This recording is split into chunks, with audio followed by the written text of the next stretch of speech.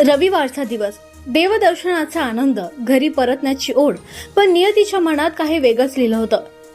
सिद्धनाथाच्या दर्शनासाठी गेलेल्या भाविकांचा आनंदाचा प्रवास काही क्षणातच मृत्यूच्या दरीत कोसळला आणि रांजणी गावावर दुःखाचा डोंगर कोसळला.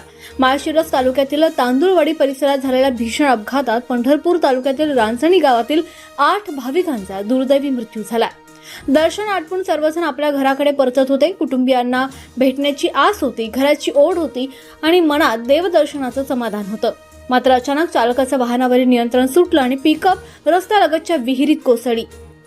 अपघातानंतर मदतीसाठी आरडाओरड सुरू झाली. परिसरातील ग्रामस्थ घटनास्थळी धावले. विहिरीत कोसळलेल्या वाहनातील लोकांना वाचवण्यासाठी जीवाचं रान करण्यात आलं. मात्र काळानं आपलं काम केलं होतं. एकामागोमाग एक मग मृतदेह बाहेर काढले जात असताना उपस्थितांच्या डोळ्यात अश्रू तरळले. मृतांमध्ये लहान मुलांचाही समावेश असल्यानं हा अपघात अधिकच असह्य ठरला. रांजणी गावात ही बातमी पोहोचतात प्रत्येक घरातून हंबरडा फुटला. सकाळी देवदर्शनासाठी आनंदाने निरोप दिलेल्या आपल्या माणसांचे पार्थिव घरी येणार याची कोणालाही कल्पना नव्हती.